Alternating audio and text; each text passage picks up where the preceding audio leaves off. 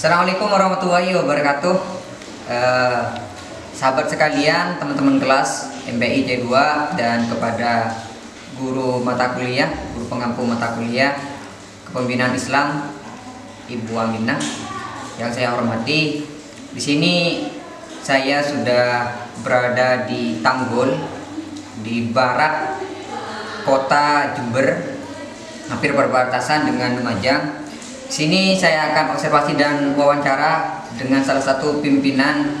Hebatnya di sini dia itu masih muda dan juga menjadi pimpinan dalam suatu lembaga.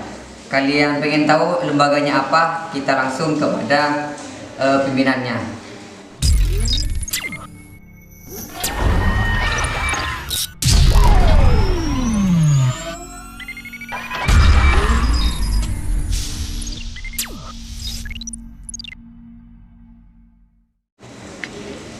Ya. Jadi kita tanyakan dulu mengenai histori adanya suatu lembaga ini dan apa namanya. Kalau semisal saya yang ngomong ini serasa ada yang kurang gitu. Ya monggo. Apa? Ya mulai dari histori. Ya. Jadi awal berdirinya ini yang pertama ini namanya Yayasan Remaja. Itu awal mulanya itu dari almarhumah umi saya sama abah saya itu punya langgar musola rumahan. Nah itu dulu almarhumah umi saya itu sudah ngajar ngaji di langgar itu mulai masih kakak saya yang pertama, saya anak ketiga. Jadi mulai umi masih baru nikah sekitar tahun sudah 30 tahun yang lalu itu sudah punya langgar. Terus itu sudah banyak santrinya, sekitar 50 orang. Terus akhirnya abi sama umi saya itu punya cita-cita pengen naik haji. Nah karena orang tua saya dari kalangan, bukan kalangan berada ya, namanya haji kan butuh biaya. Jadi diberi masukan sama ustadz itu untuk ngasih makan anak yatim. Kebetulan di muridnya umi saya dari 50 orang itu ada anak yatimnya itu 18 orang anak yatim itu dikasih makan setiap malam Jumat Kliwon. Nah, setiap malam Jumat Kliwon itu dikasih makan. Nah alhamdulillah tahun 2004 abah umi saya bisa berangkat haji sama nenek saya. Pulang dari naik haji tuh kan eman toh, masa sudah biasa dikasih makan terus karena hajatnya sudah terpenuhi pas ditinggal, kan nggak seperti itu. Nah jadi terus jawabannya anak 18 itu.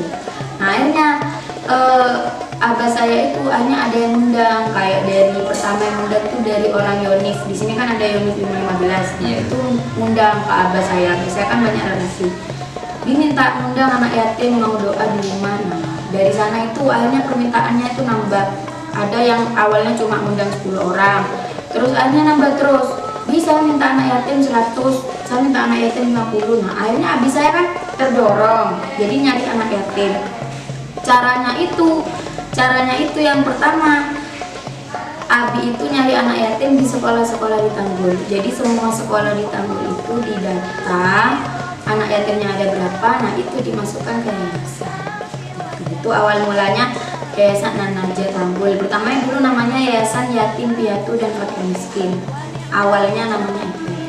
Nah, akhirnya kan karena abah dan umi saya suka pendidikan ya, suka di dunia pendidikan, akhirnya setelah buat langgar, awalnya rumah saya ini di timur di sana, cuma langgar kecil. Terus alhamdulillah ini bangun sekitar tahun ini punya tanah ini sekitar tahun 2014an tuh sudah punya tanah ini. Nah itu lembaga formal pertama yang dipunya awalnya kan TPA lah anggap ya TPA. Nah, terus lembaga formal pertama yang dipunya itu PAUD.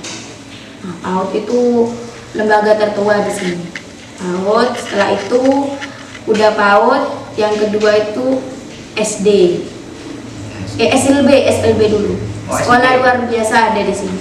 SLB. Setelah itu lagi ada SD yang terakhir. SD-nya baru 3 tahun ini. Nah, itu jadi dari awalnya yang cuma 18 orang anak yatim itu akhirnya ya barokahnya anak yatim ya Lama-lama jadi sekarang jumlahnya itu sekitar 250 gitu. Ya. Dan ini yang terakhir lembaganya itu ada pondok pesantren. Oh, iya. Jadi jika dilihat dari secara historisnya itu didirikan oleh dua orang hebat yang merupakan ya orang tua dari pimpinan yang sekarang, yaitu namanya Mbak Nafis. Yaitu berinisiatif orang tuanya ya mendirikan pendidikan itu pertama karena termotivasi oleh orang-orang dari anak yatim lah, dari anak yatim termotivasi oleh tetangga, oleh Yonif, oleh pejabat-pejabat. Akhirnya dia itu mendata semua orang-orang di sekitar sini teruntuk terkhusus buat anak yatim. Jadi terus dikembangkan akhirnya adalah yang namanya pendidikan, baik itu TPA, SLB, sama yang terakhir yang baru didirikan katanya itu SD. Nah, yang jadi pertanyaan saya yang paling menarik itu yang perlu kita tanyakan adalah SLB, gitu, Pak. Sekolah luar biasa, Kak. Ini gimana ini, Pak? Sekolah luar biasa ini?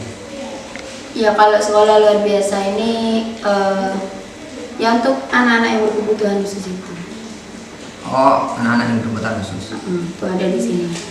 Cuma kan lagi pandemi kan, jadi sekolahnya nggak bisa sekolah offline sekarang, sekolahnya online semua. Kalau itu, tapi secara izin operasional, kalau SLB-nya ini sudah berjalan sekitar hampir 5 tahun. Cuma izinnya itu kan izinnya yang belum turun. Kalau izinnya PAUD sudah ada. Oh, SK-nya. SK-nya belum. SK. Yang SLB masih diproses. Baru tahun depan bisa turun itu. Tapi kalau perjalanannya sudah 5 tahun berarti kalau SLB. Iya, jadi sudah sangat menarik sekali ya, dan perjalanannya cukup menginspirasi bagi kita semua sampai almarhum uminya beliau sampai meninggal butuh perjuangan dalam mendirikan hal ini ya. Terus penerusnya ya ini Mbak Nafis ini yang sekarang menjabat sebagai pimpinan lembaga di sini. Terus yang jadi pertanyaan yang sangat esensial hari ini yaitu tentang program pimpinan yang dilakukan di masa pandemi pada saat ini, Mbak. Ini kan sekarang zamannya dan keadaannya kan pandemi. Di sini kan ada 3 lembaga kan, TPA 4, ya. Maaf, 4 TPA, SLB, SD sama apa satu, Mbak? Pesantren. TPA, SLB, SD, PAUD. Oh iya, PAUD. Pesantren. Jadi semuanya kan pasti berbasis online kan, Mbak? Enggak semua. Oh, enggak semua. Ya, monggo bisa dijelaskan. Bagaimana strateginya di masa pandemi saat ini? Apakah tetap masuk offline atau online atau bagaimana, dan apa yang dilakukan oleh Mbak selaku pimpinan? Kalau untuk lembaga SD kan sudah SD, PAUD, SLB itu kan sudah ada kepala sekolahnya sendiri-sendiri. Kalau saya ini ngurusi ke yayasan, jadi yang membawa semuanya, dan terutama TPA-nya itu saya yang bertanggung jawab. Tapi kalau PAUD, SD sama SLB itu sudah ada kepala sekolahnya masing-masing, dan itu kebijakan kepala sekolah masing-masing pembelajarannya online. Cuma akhir-akhir ini sekitar mulai bulan November, Desember ya, hampir 2 bulan ini juga diadakan kan ada daring ada luring toh. Yeah. Nah, juga sudah diadakan luring. Jadi itu offline. Cuma jadwalnya itu cuma seminggu. Kalau PAUD seminggu 2 kali, kalau SD itu seminggu 1 kali. Jadi ketemu offline ke sini gantian. Tuh, kalau yang untuk lembaga formal. Kalau yang lembaga non formal seperti pesantren, dari hari raya dapat 10 hari, santri-santri sudah balik ke sini semua. Jadi tetap karena memang anaknya nggak jauh-jauh rumahnya, cuma santrinya kan masih sedikit. Baru sekitar sini. Baru ya agak sekitar sini, agak jauh. Tahu Gunung Gambir kan? Oh iya. Nah, paling jauh sana. Terus Surabaya sana itu yang paling jauh. Jadi karena gak nyampe di luar kota, masih belum ke Jember, memang hari raya dapat 10 hari, kalau nggak 15 hari itu sudah kembali ke sini semua. Jadi program itu karena di pesantren kan nggak keluar kemana-mana kan, jadi tetap berjalan seperti biasanya. Terus kalau untuk yang TPA itu awalnya itu baru-barunya corona ya, setelahnya hari raya itu sekitar cuma anak-anak sekitar sini, tetangga-tetangga yang ngaji, anak-anaknya. Nah, itu anaknya sekitar sini yang ngaji. Baru mulai bulan hari raya Mei, Juni, Juli. Sekitar Juli itu sudah mulai aktif saya. Tapi jadi TPA-nya kan mulai jam 3 sampai jam 5 sore. Sudah mulai aktif, cuma tetap menjalankan protokol kesehatan. Seperti kelas itu saya perkecil, jadi kelas itu isinya nggak lebih dari 10. Oh iya, dibatasi. Jadi paling banyak itu 10. Terus jadwal pulangnya itu diselang-seling, jadi nggak pas pulang barengan kumpul semua. Oh iya. Enggak. Jadi pulangnya itu kelas ini dulu. Tetap jaga jarak. Nggak jaga jarak, tetap ngatur pulang jam pulangnya itu. Terus wajib bermasker. Terus setelah itu selain wajib bermasker, juga setiap mau masuk baris dulu di depan kelas untuk pakai hand sanitizer. Seperti itu. Tetap menjalankan protokol kesehatan dan alhamdulillah mulai dari bulan Juli, Agustus, September, Oktober, November sampai sekarang Juni itu. Juli, Agustus, September, Oktober, November, Desember ya. Sudah 7 bulan. Alhamdulillah TPA-nya lancar secara offline. Maksudnya nggak ada dari pihak masyarakat, nggak ada keluhan karena emang kalau sakit orang tuanya sudah ngerti, kalau anaknya sakit sudah gak masuk wes pasti pamit, Ustazah anak saya sakit batuk daripada nular, mesti ngomong gitu. Oh, iya. Jadi sudah dari guru, dari orang tua juga sama-sama kerjasama. Jadi tetap offline kalau buat TPA-nya. Kalau lembaga formal online, cuma seminggu sekali offline-nya, luring itu. Oh iya. Jadi di sini itu tetap mengikuti aturan pemerintah, mengikuti protokol kesehatan. Jadi walaupun di sini offline itu cuma sekali, ada yang 1 minggu sekali, ada yang 1 minggu. Kalau SLB-nya itu full online. Full online. Nah, karena kan anaknya kan berkebutuhan khusus, kayak yang hiperaktif, autis, tunanetra. Nah itu kan kasihan kan kalau disuruh ke sini. Jadi online-nya itu gurunya yang ke rumahnya masing-masing, giliran jalan itu dari gurunya SLB sendiri. Kayak itu kalau yang SLB full gak pernah kesini sudah dari awal pandemi itu. Oh iya, jadi yang bagian SLB itu kan membutuhkan memiliki kebutuhan khusus ya.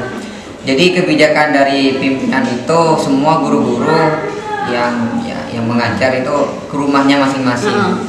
Rumahnya masing-masing siswa-siswa yang SLB itu.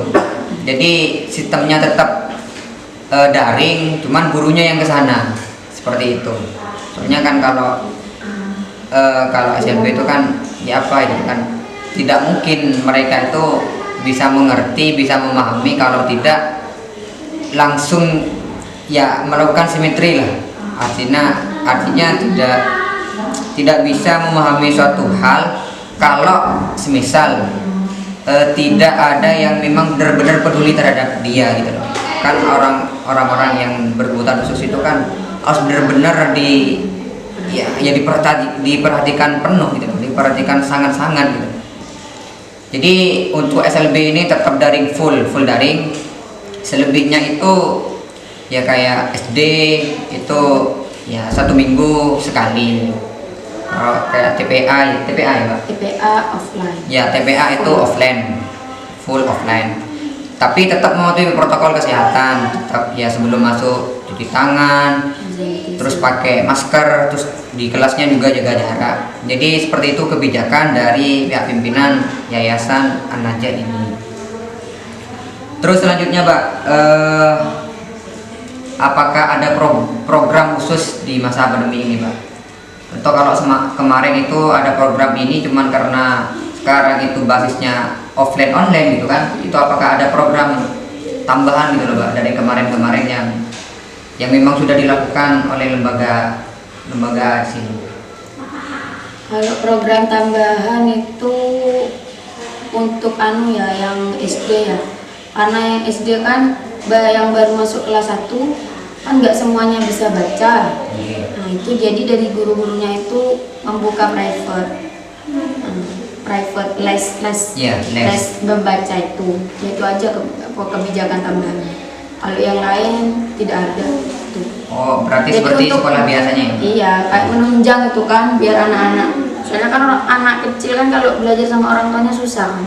Jadi belajar sama gurunya itu di private yang belum bisa baca, karena masih ada beberapa anak yang meskipun sudah naik kelas 1 itu belum bisa baca, gitu, belum lancar bacanya.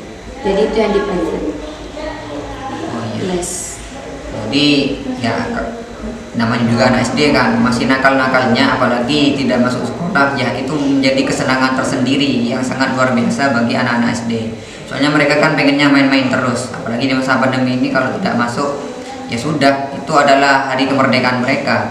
Cuman pimpinan itu mengambil kebijakan bahwa semua guru itu ya harus mengadakan private les, terutama bagi anak-anak yang kurang mampu membaca, menulis. Kalau yang semisal yang sudah bisa membaca, menulis itu apakah tidak ada program?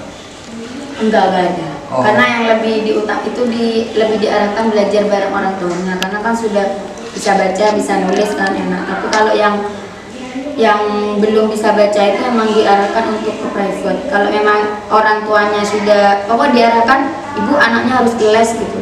Terutama yang kelas 1 ini, karena agak banyak sih yang belum bisa baca itu. Yang kayak itu dari TK-nya nggak ngerti kan. Itu apa mengambil kebijakan itu loh?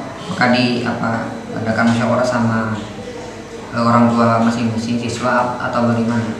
Iya pasti, kalau kayak gitu, kalau urusan dengan anak itu pasti ada musyawarahnya. Kayak kalau dengan wali santri TPA itu setiap bulan ada musyawarah kayak gitu. Dan pastinya kalau ada apa-apa pasti dikabarkan dulu ke orang tua, dan itu kalau memang hanya cukup berita acaranya itu disampaikan secara online ya di grup, tapi kalau itu butuh pertemuan, butuh sharing langsung ya kita panggil orang tuanya ke sini.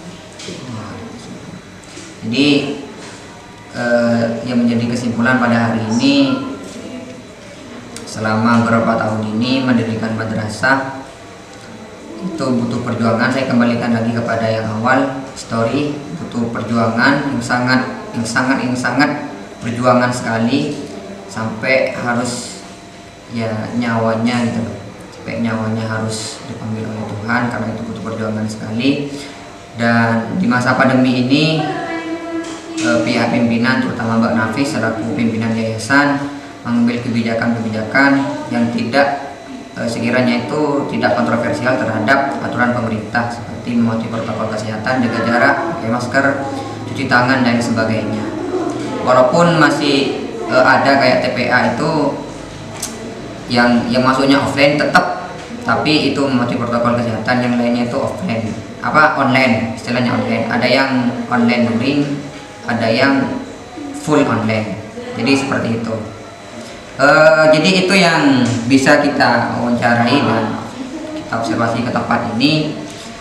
Itulah dari saya, Sudi, NIMT 2019-30-92 dari MPIC 2. Mohon maaf apabila ada salah kata atau tindakan yang kurang berkenan di hati pemirsa sekalian.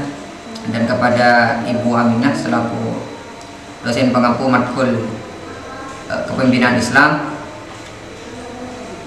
mungkin dari Mbak Nafis ada yang perlu disampaikan, pesan-pesan atau apa gitu Mbak? Untuk siapa? Nah, untuk semua.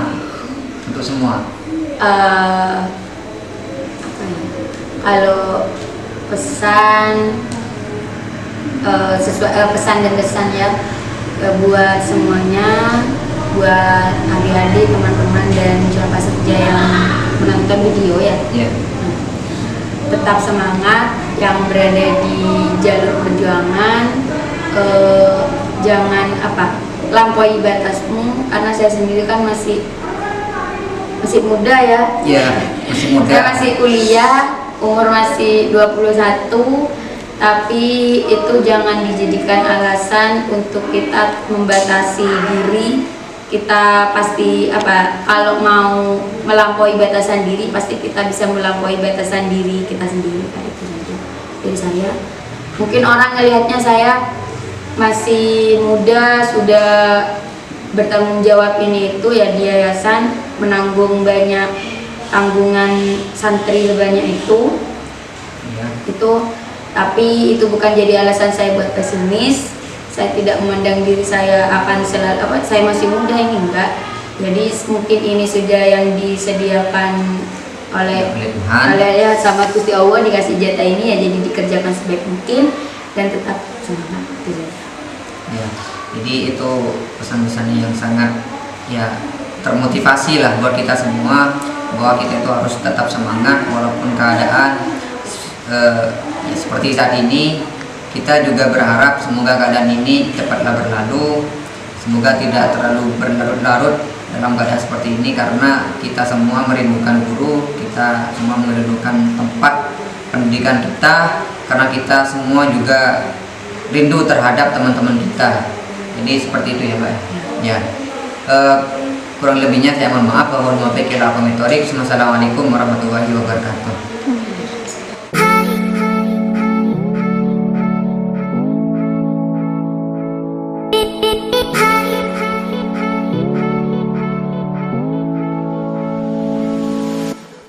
Oh